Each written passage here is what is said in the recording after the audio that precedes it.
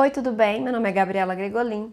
Eu ajudo pessoas que possuem restrições alimentares a voltarem a consumir alimentos deliciosos e lindos sem colocarem a saúde em risco. E no vídeo de hoje eu vou conversar com você a respeito das substituições dos ingredientes nas receitas. E qual é a importância de você saber substituir os ingredientes em uma receita?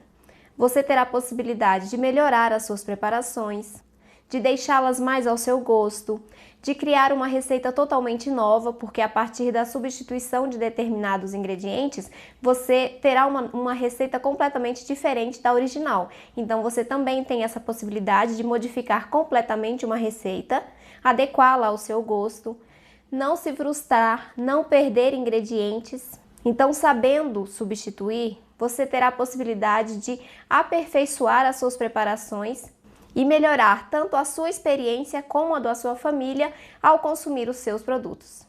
Por que substituir os ingredientes de determinada receita? Bom, às vezes você não gosta de determinado ingrediente de uma receita, mas você quer fazer a receita mesmo assim. Por exemplo, você tem um bolo de laranja, mas você não gosta de laranja, mas você quer aquela textura. Então você faz esse mesmo bolo substituindo a laranja por limão, por exemplo, ou por maracujá, entendeu? Então você pode adequar a receita ao seu gosto, substituindo os ingredientes que você não goste. Você pode ter que fazer isso por uma necessidade de saúde, caso você tenha alguma restrição alimentar. Por exemplo, se você tiver restrição ao glúten, você terá que fazer receitas sem glúten. Logo, terá que saber como substituir os ingredientes da receita original que contenha glúten, por exemplo, a farinha de trigo, por outras farinhas sem glúten, e assim torná-la segura ao seu consumo. Às vezes você quer fazer determinada receita, mas não tem algum ingrediente que vá nela.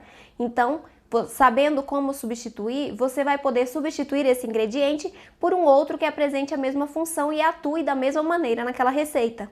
E também, caso você queira substituir algum ingrediente para tornar uma receita mais saudável, por exemplo, substituindo o açúcar ou então as farinhas refinadas. Então, o que é preciso saber antes de substituir os ingredientes de uma receita? Bom, antes de tudo, você precisa entender que aquela receita possui aqueles ingredientes e naquelas proporções porque ela foi criada daquela maneira. Então, toda e qualquer substituição ou retirada de ingrediente vai alterar o resultado final daquela receita. Tenha sempre isso em mente. Qualquer alteração, seja a troca do açúcar ou o açúcar cristal pelo mascavo, ou a troca de uma farinha integral por uma farinha refinada ou vice-versa, vai alterar o resultado final. E essa alteração ela pode ser sutil ou não, a depender do tipo de ingrediente que você está substituindo. Além disso, para você fazer uma substituição de determinado ingrediente, você precisa conhecer as funções daquele ingrediente e também quais as características que ele agrega àquela determinada massa. Antes de fazer qualquer substituição, é muito importante que você conheça as funções dos ingredientes. Assim, você vai tirar um ingrediente, por exemplo, que forneça estrutura e substituí-lo por outro ingrediente que também forneça estrutura. Caso você substitua uma farinha de arroz, por exemplo, que atua como dando estrutura à massa, por uma fécula de batata que atua dando leveza e maciez, o seu bolo vai baixar porque ele não vai ter estrutura o suficiente para suportar o peso da massa. Então você tem que ter essa consciência de conhecer as funções dos ingredientes, as características que cada um agrega à massa, para somente depois fazer qualquer substituição. Vamos falar agora um pouco sobre as funções e as características dos principais ingredientes utilizados em uma receita de bolo. O açúcar, além de adoçar as massas, também atua fornecendo estrutura, umidade, maciez, cor. O açúcar, através de uma reação chamada reação de Maillard, que é também chamada de caramelização, ele vai dar essa cor dourada no bolo, ele vai dar aquele aspecto bonito. Então, o açúcar tem várias funções nas receitas e os mais utilizados são o açúcar cristal, o açúcar refinado, o demerara e o açúcar mascavo. Todos eles também fornecem essas funções que eu te falei, mas cada um vai puxar com uma característica mais particular. Por exemplo, o açúcar mascavo, além de adoçar, fornecer estrutura, umidade e maciez, ele também vai agregar cor, porque ele vai deixar a massa levemente mais marronzinha, E também vai agregar um sabor mais de melado, porque o açúcar mascavo, ele é o açúcar puro, o natural, que não passou por nenhum processo de refino e nem de branqueamento. Então, se você substituir o açúcar cristal pelo açúcar mascavo, ele vai levar essas características para a sua massa. Além disso, o açúcar, ele tem um papel muito importante nas receitas, porque ele atua retardando a temperatura no interior da massa enquanto o bolo está assando. O que isso significa? Isso significa que as farinhas elas vão absorver os líquidos das receitas de maneira mais lenta, favorecendo o acúmulo de umidade e a manutenção da maciez dentro da massa. Quanto mais rápido os líquidos evaporarem da massa, mais seca ela fica. Então, se eu tenho o açúcar que retarda a temperatura no interior do bolo, as farinhas vão absorver mais a umidade e assim, consequentemente, o seu bolo vai ficar mais macio e úmido. O leite também é um ingrediente muito importante nas receitas de bolo, principalmente, porque ele vai trazer umidade, vai unir os ingredientes da receita e, por conter altos teores de proteínas e de gorduras, eles vão agregar muita umidade e muita maciez ao bolo. Você poderá substituir o leite animal por leites vegetais, água ou sucos de frutas. Se você substituir por água ou sucos de frutas, a sua massa ela vai ficar levemente mais ressecada, porque o suco e a água não vai ter a proteína e nem a gordura que tem no leite animal e no leite vegetal. Então a massa vai ficar levemente mais ressecada. A substituição do leite animal por leites vegetais, principalmente leite de coco, leite de amêndoas, leite de castanha de caju, de amendoim, que são leites ricos em proteínas e gorduras, vão deixar a massa com um aspecto bem similar ao leite animal. Então você pode fazer essa substituição tranquilamente caso você tenha alguma restrição ao leite. Claro que cada leite vegetal pode agregar um pouquinho de sabor residual à massa, se for usado em grande quantidade. Então, por exemplo, o leite de amendoim, ele tem um sabor bem característico. Então, se você utilizar na massa, o seu bolo pode ficar com um saborzinho de amendoim. Já o leite de amêndoas e o leite de castanha de caju são leites mais neutros, assim como o leite de coco, que não vão deixar um sabor residual muito marcante na sua massa. Pelo contrário, o leite de amêndoas é o mais indicado para a substituição do leite animal, porque ele não deixa sabor residual. As gorduras utilizadas nos bolos são óleo vegetal, manteiga ou margarina. Uma pode ser substituída pela outra, porém as quantidades vão variar e também a textura do resultado final vai variar. Como assim? Por exemplo, se você utilizar manteiga em substituição ao óleo, a sua massa ela vai ficar com um aspecto mais amanteigado, mais pesada, e assim que você refrigerar essa massa, ela vai ficar mais firme, porque a manteiga, quando refrigerada, ela enrijece. Então, para você retornar à textura original da massa, você tem que retirar da geladeira, deixar em temperatura ambiente por alguns minutos, para que a manteiga amoleça e também a massa fique mais úmida e macia. Para você acelerar esse processo, você pode aquecer o seu bolo. Já massas feitas com óleo vegetal, elas têm a característica de ficarem mais leves, mais macias e fofinhas, e não ficam muito firmes quando levadas à refrigeração. Mas da mesma maneira, todo alimento que é refrigerado, ele vai enrijecendo. Então o importante é que você, independentemente de ser uma receita com ou sem glúten, quando você for consumir, dê uma leve aquecida para retornar à característica original da massa. Se você congelar também, o ideal é que você aqueça para consumir ou então deixe na geladeira para que ele descongele naturalmente. Agora vamos falar um pouco sobre as principais farinhas sem glúten utilizadas nas receitas de bolo. A principal, a base da confeitaria sem glúten é a farinha de arroz. Nós temos a farinha de arroz branca e a farinha de arroz integral. A farinha de arroz branca é rica em amido, pobre em fibras e nutrientes, tem baixo potencial alergênico e baixa capacidade de retenção de líquidos. Ela fornece estrutura às massas e, por ter cor e sabor neutros, é muito utilizada como base nas produções sem glúten. Já a farinha de arroz integral é rica em fibras, rica em proteínas, absorve muito os líquidos da receita e também deixa um sabor residual se utilizada em maior quantidade. Além disso, tem alta capacidade de retenção de líquidos. Então, quando utilizada, o ideal é que você a combine com outros tipos de farinhas, como a farinha de arroz branca, para equilibrar a massa e não deixá-la tão seca. Além disso, é importante que você agregue farinhas de liga e de maciez também, para deixar a massa com uma textura e consistência mais satisfatórias. Uma farinha que eu gosto muito de utilizar é a farinha de trigo sarraceno. Ela é uma farinha rica em nutrientes, rica em fibras, gorduras, proteínas, que agrega muita umidade e maciez às massas. Também possui função de dar estrutura e pode ser combinada junto à farinha de arroz integral e a farinha de arroz branca para formar um mix de farinha sem glúten.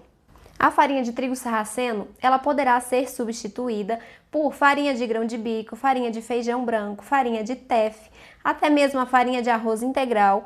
Você pode substituir uma pela outra, lembrando que cada substituição, além de dar a estrutura, que é a função dessas farinhas, ela também vai levar as características próprias. Então, a farinha de trigo sarraceno, ela possui sabor residual. Então, se você utilizar em grandes quantidades, a sua receita pode ficar com um leve sabor mais forte da farinha de trigo sarraceno. Por isso, o ideal é combiná-la com outras farinhas de estrutura. A farinha de amêndoas também é considerada uma farinha de estrutura, porém, se você utilizá-la sozinha na receita, ela não vai ter a estrutura suficiente para suportar o peso da massa e o seu bolo vai baixar. Então, o ideal é que você também a utilize em combinação com outras farinhas. Além disso, a farinha de amêndoas possui altos teores de fibras, gorduras e proteínas. Então, ela vai ajudar na umidade e na maciez das massas. Ela também agrega aquele aspecto amanteigado à massa, de untuosidade, e poderá ser substituída nas receitas doces por farinha de castanha de caju ou farinha de amendoim, que são opções mais baratas e também vão deixar essa característica de umidade e maciez na massa. Nas receitas salgadas, o indicado é que você substitua por farinha de girassol. Por que eu não utilizo a farinha de girassol nas receitas doces? Porque a farinha de girassol possui um sabor residual que eu não acho muito interessante nas receitas doces, mas se você não se importar, você poderá substituí-la tranquilamente. O polvilho doce é uma farinha refinada, pobre em nutrientes, mas que agrega liga às massas. Ela deve ser utilizada em conjunto com as farinhas de estrutura e de maciez para poder chegar na característica similar às produções feitas com farinha de trigo, já que a farinha de trigo agrega estrutura, liga e maciez. E as farinhas de estrutura, por si só, não possuem essa característica de liga tão forte quanto o polvilho doce. Então, por isso, o ideal é você utilizá-lo em suas preparações e você poderá substituí-lo por araruta. Já para agregar maciez e leveza às massas, você poderá utilizar a fécula de batata ou o amido de milho. Ambas são farinhas refinadas, pobres em nutrientes, mas que agregam leveza e maciez. Essas farinhas de liga e maciez, eu não indico que você as substitua pelo polvilho doce ou pela araruta, porque o polvilho doce e a araruta vão agregar liga, vão deixar a massa mais pesada se estiverem em grande quantidade. Então, por isso que se você for substituir o polvilho doce, o substitua por araruta. Se você for substituir a fécula de batata, substitua por amido de milho e vice-versa. Não misture o polvilho doce com a fécula de batata e nem com o amido de milho, porque a substituição feita um pelo outro vai deixar sua massa um pouquinho mais pesada. Nas minhas receitas de bolo, eu quase sempre utilizo o vinagre de maçã, né? Que é o ácido. Por que eu utilizo esse ácido? Porque além de ele reagir com o bicarbonato de sódio presente no fermento químico e aumentar o volume dessa massa, porque vai fazer com que ela cresça mais, ele também vai ajudar na formação dos alvéolos dentro da massa. Os alvéolos são as bolhas de ar formadas a partir da fermentação do fermento químico. Então, através da formação desses alvéolos, eu tenho um bolo mais fofo, mais volumoso e mais macio. Então, o vinagre ele auxilia na maciez e na leveza dos bolos. Por isso que eu utilizo na maioria das minhas receitas. Eu não o utilizo em bolos de laranja, por exemplo, porque a laranja já é ácida, o suco da laranja já é ácido. Então, não há necessidade de você agregar outro ácido. Agora, em receitas que não levam nenhum ácido, aí eu procuro adicionar o vinagre de maçã ou então umas gotinhas de limão para ajudar na leveza e maciez das massas. E um ingrediente muito importante nas produções sem glúten é a goma xantana. A goma xantana é uma fibra solúvel com alta capacidade de retenção de líquidos que vai ajudar na liga das massas sem glúten. As farinhas sem glúten por si só não possuem uma liga tão forte quanto o glúten na farinha de trigo para segurar a fermentação do fermento dentro da massa. Quando o fermento começa a se desenvolver dentro da massa, ele libera gás carbônico. E se eu não tenho uma rede de liga para segurar esse gás carbônico dentro da massa, ele vai sair e o bolo não vai ficar tão volumoso, tão alto, tão estruturado. Então, por isso é muito importante que você agregue um agente de liga na sua massa para que ele forme uma rede elástica forte, seja capaz de reter o gás carbônico produzido pelo fermento e também a umidade, para que durante o processo de cocção da massa não haja a evaporação do líquido, que ele mantenha o líquido dentro da massa para produzir uma massa mais macia e úmida. Então a goma xantana é extremamente importante e você poderá substituí-la por goma guar ou por CMC, a carboximetilcelulose. Mas tenha sempre em mente que essas alterações podem fazer com que sua massa fique levemente mais ressecada, principalmente se você substituir a goma xantana por CMC. É importante que você não adicione a goma xantana em grandes quantidades, sempre obedeça à quantidade indicada pela receita, porque por ela ter uma alta capacidade de liga, se você adicionar a goma xantana em excesso, a sua massa, além de ficar com sabor residual desagradável, ela vai ficar muito preguenta, parecendo um pão de queijo. Então eu não indico que você utilize acima da quantidade. Coloque a quantidade pedida na receita, que vai ser o suficiente para deixar aquela massa equilibrada. Lembre-se que todas as receitas elas são criadas a partir de uma lógica. Todos os ingredientes que estão presentes nela, assim como as quantidades, já são feitas de maneira equilibrada. Então, se você for substituir um ingrediente, tenha em mente que você tem que substituir de maneira que deixe aquela receita equilibrada, que mantenha ela com equilíbrio. Porque se você substituir a mais, a sua receita vai ficar desequilibrada e o resultado final não vai ficar satisfatório.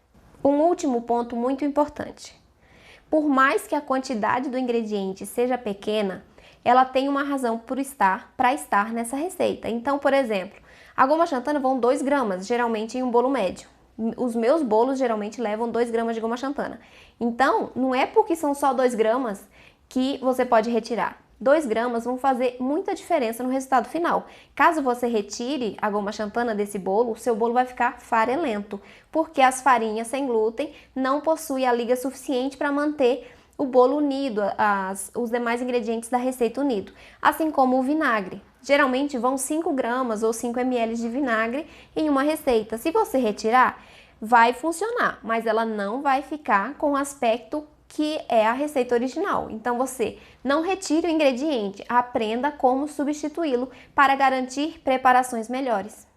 Bom, então eram essas as informações que eu queria passar para você hoje. Eu espero que essas dicas tenham te ajudado, que você agora se você já não faz isso, passe a estudar as funções de cada ingrediente, busque entender por que determinado ingrediente está em uma receita, para você poder substituir com tranquilidade, evitar perdas e desperdícios e também se frustrar por fazer uma receita que não ficou ao seu gosto.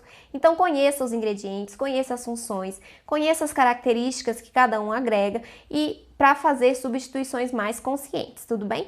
Muito obrigada pela sua companhia, eu espero ter te ajudado. Se você quiser saber mais sobre mim e sobre o meu trabalho, vou deixar o link das minhas redes sociais aqui na descrição do vídeo. Se você não for inscrita no canal, inscreva-se, ative o sininho das notificações, assim você será avisada pela plataforma quando tiver vídeos novos no canal. E também compartilhe os vídeos para que a gente consiga ajudar ainda mais pessoas a se aventurarem nesse mundo sem glúten. Muito obrigada pela sua companhia e eu te vejo no próximo vídeo. Um beijo!